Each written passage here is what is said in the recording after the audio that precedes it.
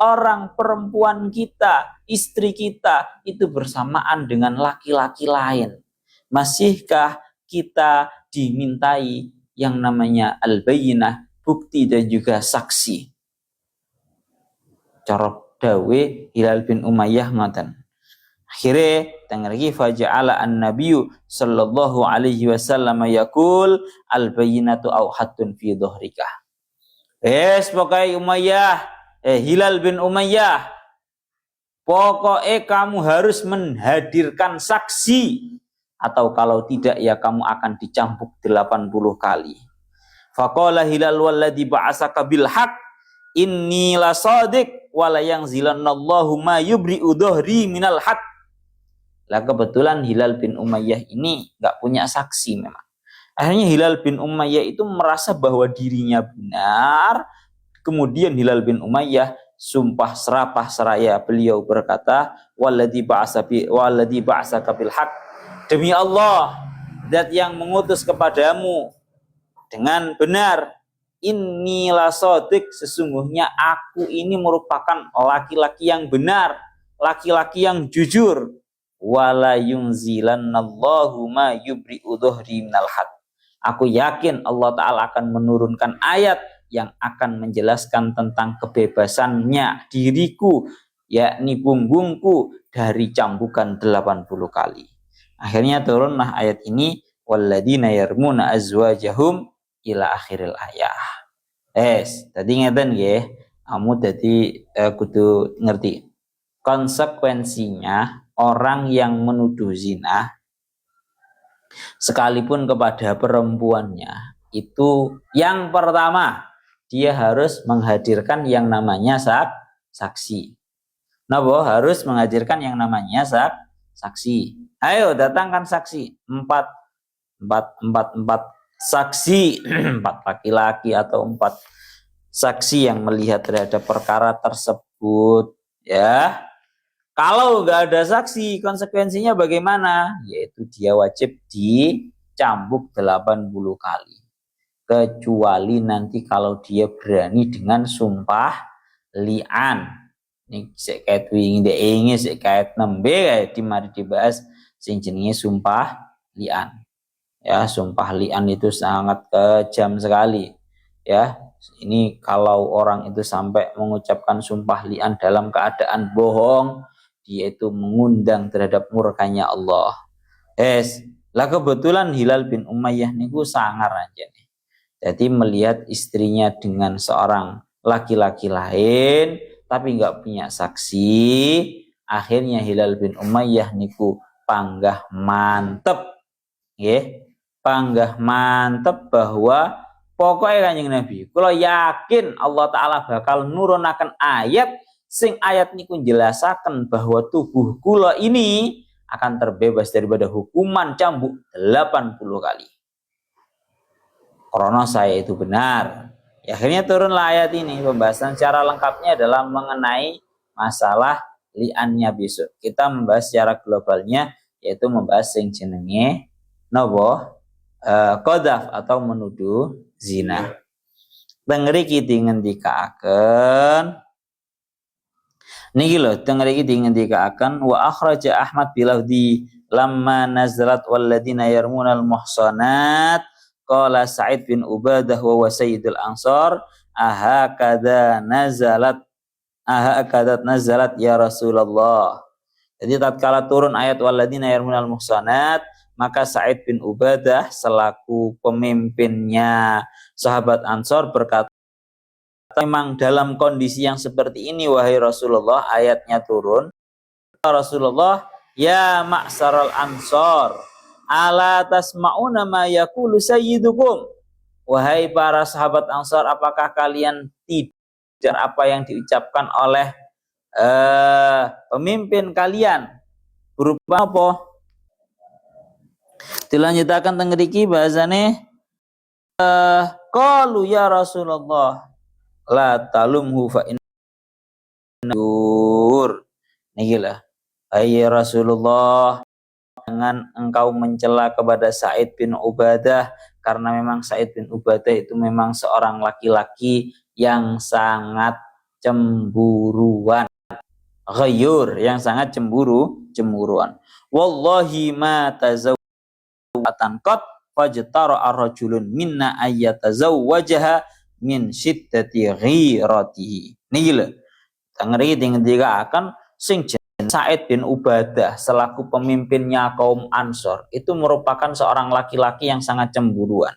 Bahkan saking cemburuan nih sampai tengeriki dingendikaaken tidaklah beliau itu menikah dengan satu perempuan kemudian fajtaro arajulun minna ayyatazawwaja min syiddati ghiratihi, hingga menyebabkan tidak satupun orang lain itu berani untuk menikahi mantan-mantan istrinya Sa'id bin Ubadah. Nah, saking ngerine, saking cemburuannya Sa'id bin Ubadah.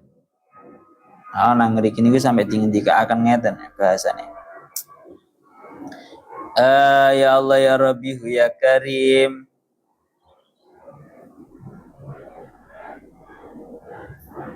Ini loh, sumpah rapahnya Sa'id bin Ubadah itu sampai bilang begini. Qala Sa'id bin Ubadah, "Lau ra'aitu rajulan ma'am ra'ati la darabtuhu bis-sayfi ghairu musaffahin." Demi Allah, andaikan bahasa ngaten nggih, aku melihat besertaan dengan istriku seorang laki-laki, niscaya akan aku penggal kepalanya si laki-laki tersebut dalam keadaan tanpa ampun. Wah, Sa'id bin Ubadah sangat cemburuan.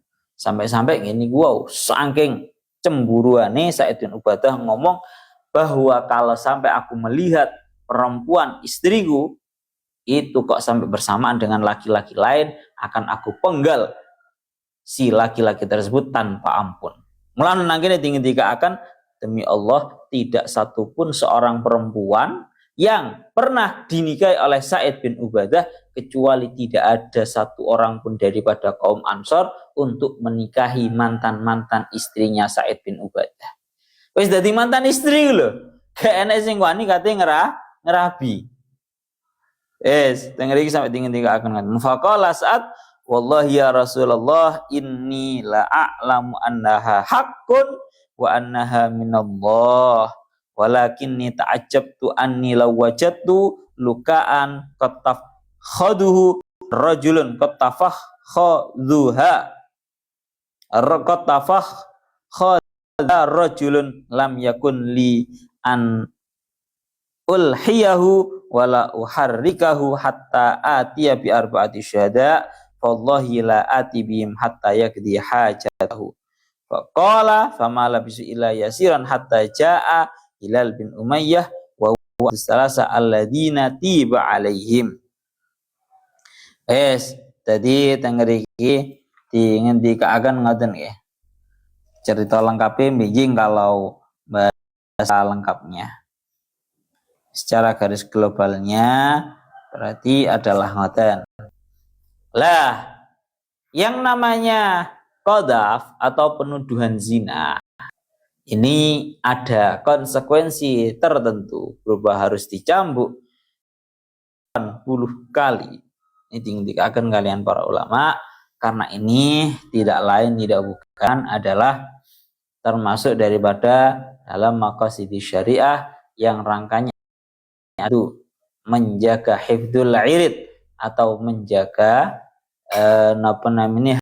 diri, menjaga harga diri seseorang. Sehingga kalau sampai ada yang zina itu nanti dia dihukum dengan 80 kali cambukan hifdzul irid atau menjaga kehormatan. Jadi hati-hati tenanan, ojo gampang-gampang ngarani orang seorang itu berzina. Ya. Kalau melihat laki dengan perempuan bareng-barengan, ya. Pokoknya bahasa kasar ngomong kalau sampai menuduh berzina kalau kita benar-benar melihat. Kalau didawahkan tentang bab syahadah atau persaksian, orang itu boleh untuk menjadi saksi zina kalau memang dia benar-benar melihat dengan mata kepalanya sendiri bahwa kemaluannya, zakarnya seorang laki-laki tersebut benar-benar sudah masuk ke dalam kemaluannya seorang perempuan seperti masuknya tusuk celak kepada wadah celak. Kalau sudah benar-benar melihat seperti itu, baru dia boleh bersaksi sebagai saksi zina. Tapi kalau belum benar-benar melihat tentang sudah berhubungannya dua alat kelamin tersebut, maka jangan sampai ada penuduhan. Sebisa mungkin cuma sekedar mengarahkan, ya mungkin itu cuma sekedar berdempet-dempetan saja, tapi gak masuk. Niku ngoten. Dadi cara bahasa kasaran ngomong rada setengah sing gede husnudon, kecuali wis benar-benar melihat malbu tenanan. Ya. Jadi awak dhewe kudu dalam hal ini kudu tegas. Orang kalau berzina ya jangan ditoleransi. Kalau niku kepingin sedikit menjelaskan, nalar mudah untuk memahami hukum keharaman zina, bahkan sekalipun ketika seorang laki-laki dan seorang perempuan itu sama-sama mau. Paham ora, Pak? Jadi sing jenenge hukum zina itu tetap haram sekalipun laki-laki dan perempuannya sama-sama mau. Sing lanang ambek sing wedok iku padha-padha mau nih, itu tetap tidak menghilangkan hukum keharaman zina. Kok bisa seperti itu? Orang-orang kan, sebagian orang-orang yang liberal kan selalu berdalih mereka. Laung awak-awake dhewe ae lah apa anda tak haram yang podo-podo karepe, yang podo-podo punya keinginannya, kenapa harus diharamkan? Maka jawabannya seperti yang diinginkan kalian para ulama, bahwa Allah Ta'ala itu adalah zat yang ghayur, zat yang maha cemburu. Artinya bagaimana? Seorang laki-laki itu merupakan hambanya Allah. Ya, jasadnya, tubuhnya, badannya itu juga miliknya Allah. Juga seorang perempuan juga sama. Jasad, tubuh, dan perempuan dan juga seluruh yang dimiliki oleh seorang perempuan itu juga pada hakikatnya adalah miliknya Allah. Dan Allah Ta'ala itu maha cemburu.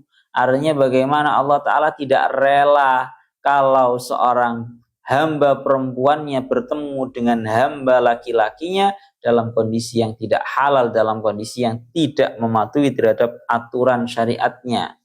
Allah Ta'ala maha cemburu. Ngoten loh. Realitanya seperti itu. Pon, jadi intinya ojo menuduh sakarepe dhewe. Pas. Krono gitu tadi konsekuensinya, sumalam ya'tu bi arba'ati syuhada'i ala zina hunna bi ru'yatihim. Dia tidak menghadirkan 4 saksi atas zinanya. Sebelum lanjut, walladzina yarmunal muhsanati ayil afifati bizina. Kenapa kok di dalam ayat ini yang disebutkan cuma hanya perempuan-perempuan yang terjaga? Apakah kalau yang laki-laki yang suci yang terjaga dituduh zina itu berarti tidak mendapatkan hukuman qadzaf juga, haddul qadzaf juga? Ternyata jawabannya qauluhu al-muhsanat la mafhuma lahu. Kalimat al-muhsanat, perempuan-perempuan yang terjaga, itu tidak memiliki arti yang pasti, artinya bukan sebuah qaid. Dengan artian bal wakada al-muhsanuna. Seperti halnya perempuan, yaitu laki-laki yang terjaga pula.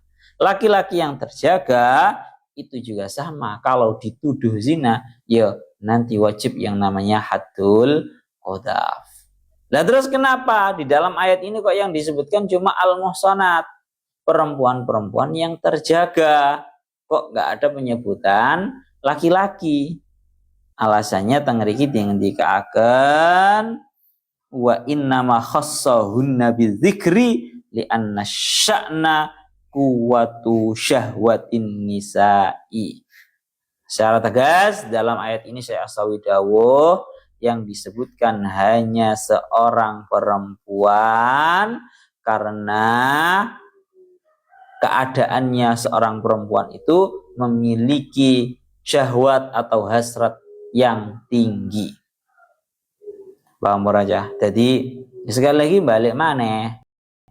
balik mana nang urusan yang pada ayat yang sudah saya jelaskan kemarin, bahwa memang potensi terbesarnya zina ini terjadi ya karena seorang perempuan, plus juga seorang perempuan itu akan sosok yang syahwatnya, hasratnya itu lebih tinggi, lebih besar. Ya Allah ya Rabbi ya Karim, ini bukti ya. Iki bukti yang menunjukkan bahwa ya ini perlu saya bahas bukti bahwa seorang perempuan itu memiliki hasrat dalam hal ini, hasrat berhubungan itu lebih besar. Ini memang sudah hasratnya seorang perempuan, wataknya seorang perempuan, bahkan mulai dari zamannya Nabi Adam dan juga Sayyidah Hawa. Dikatakan kalian Syekh Jalaluddin Asyidi di dalam kitabnya Ad-Durrul Mansur, dulu tatkala Allah Ta'ala sudah menciptakan untuk Nabi Adam seorang perempuan yang menjadi gandengannya, seorang perempuan yang menjadi pasangannya berupa Hawa, maka Nabi Adam itu masih belum paham caranya berhubungan Hawa itu bagaimana. Nabi Adam belum paham. Jadi Sayyidah Hawa, Siti Hawa niku wis nang sampinge Kanjeng sampinge Nabi Adam, tapi Nabi Adam masih belum paham, belum punya ilmunya berhubungan dengan seorang perempuan. Akhirnya Allah Ta'ala mengutus seorang malaikat untuk mengajarkan kepada Nabi Adam yang namanya berhubungan. Setelah Nabi Adam punya ilmunya, mengetahui caranya berhubungan, akhirnya terjadilah berhubungan antara Nabi Adam dan juga Siti Hawa. Setelah Nabi Adam dan juga Siti Hawa ini berhubungan, sudah selesai. Lah kok marongono sing wedok berupa Siti Hawa niku ngomong bahwa hada napa nggih bahasan hada nikmatun napa yang kurang lebih artinya ini merupakan sebuah pekerjaan yang sangat enak. Fazidni minhu. Jadi Sayyidah Hawa iku, Siti Hawa iku malah jaluk manenang Nabi Adam. Ini bukti yang menunjukkan bahwa dalam hal ini hasrat dan kemauannya seorang perempuan itu lebih tinggi. Hanya saja seorang perempuan itu ditutupi oleh rasa malu. Itu alasannya kenapa dalam ayat ini yang disebutkan cuma al-muhsanat, perempuan-perempuan yang terjaga. Kita lanjutkan lagi. Ya Allah ya Rabbi ya Karim, semalam ya'tu bi arba'ati syuhada.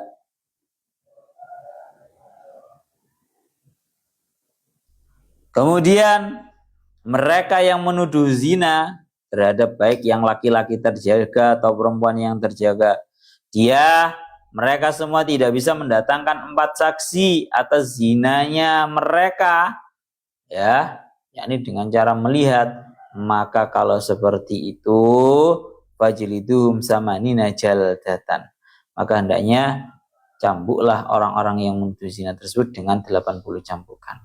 Tadi lewat dewe kenceng secara konsep fikihnya yang bisa dijadikan saksi adalah merupakan orang, harus bawahi yang menjadi saksi 4 orang saksi harus orang, dan orang tersebut benar-benar melihat bahwa kemaluannya yang laki-laki itu masuk kepada kemaluannya seorang perempuan seperti masuknya napa bahasane mirwat atau napa iku jenenge tusuk celak kepada wadah celak.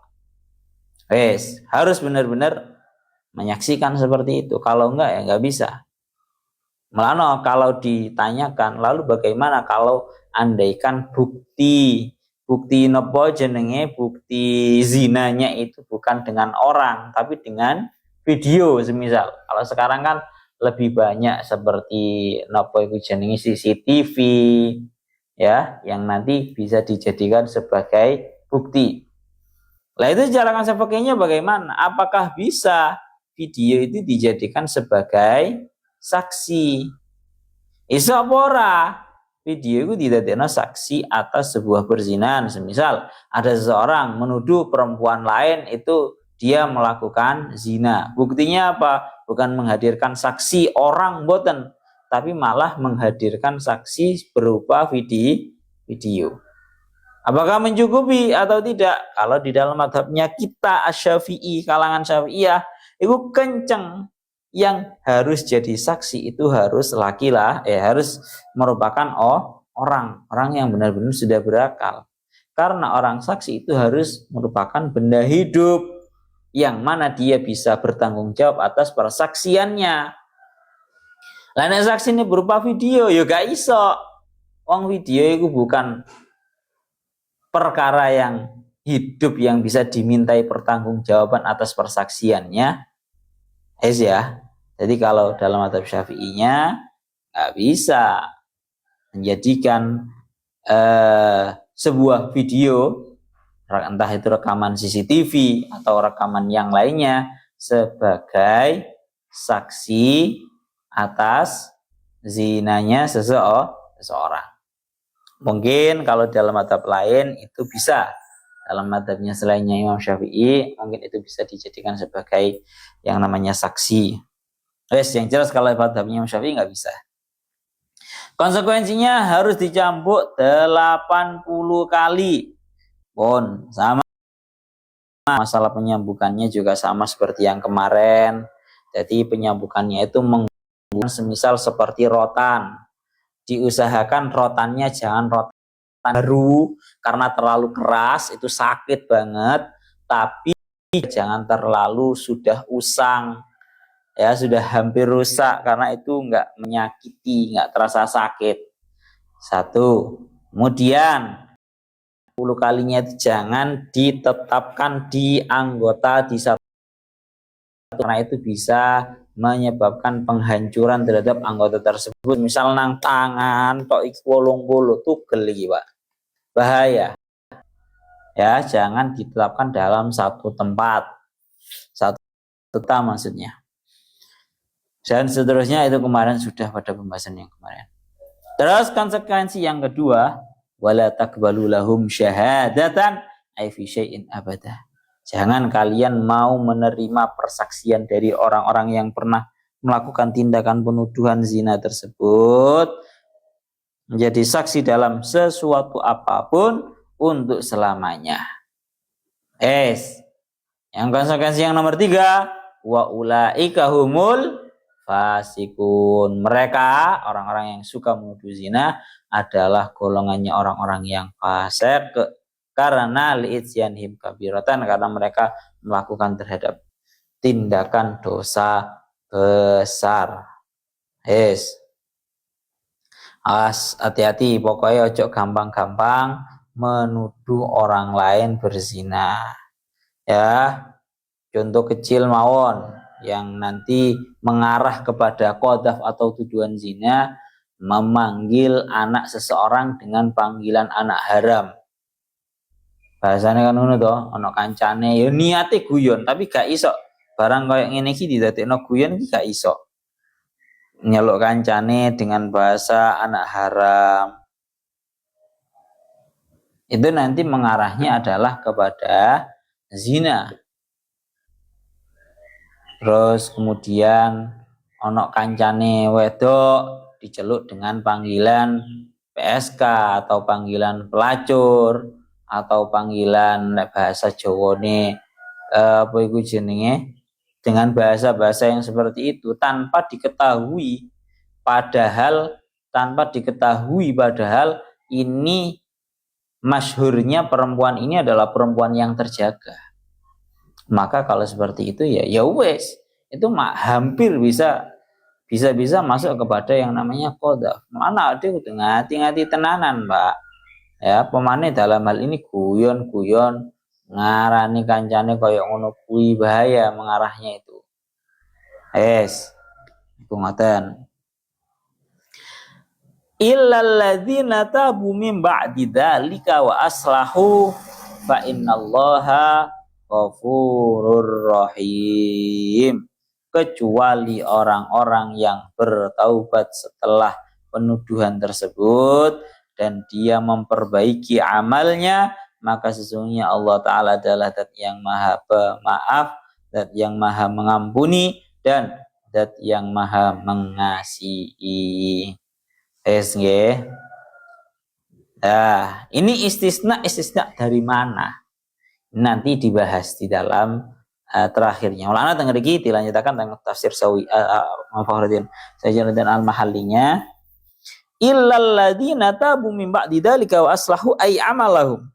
Kecuali orang-orang yang sudah bertaubat setelah tindakan penuduhannya tadi, setelah tindakan qadzafnya tersebut, dan dia memperbaiki, memperbagusi amalnya, ay amalahum, fa innallaha ghafurun qadzafahum. Maksudnya Allah Ta'ala itu maha mengampuni terhadap tindakan qadzafnya mereka, rahimun bihim, sekaligus zat yang maha mengasihi terhadap mereka, biilhamihim at-taubata fiha yantahi fiskuhum, dengan cara mengilhamkan terhadap mereka untuk taubat, yang mana dengan taubat tersebut status kefasikan mereka jadi terhenti, wa tuqbalu syahadatuhum, dan persaksiannya itu menjadi kembali bisa diterima. Berarti istisna ladzina tabu min ba'di dzalika wa aslahu, menurut satu pendapat ini merupakan istisna dari wala takbalu lahum syahadatan abada. Kamu jangan menerima kesaksian dari seorang dari seorang yang pernah menuduh zina untuk selamanya, kecuali kalau dia sudah taubat. Lek dene wis taubat, ya berarti persaksiannya masih bisa diterima. Taubat tenanan berarti persaksiannya bisa diterima. Itu menurut satu pendapat, marjeknya ke mulai wala takbalu lahum syahadatan abada. Itu istisnanya di situ.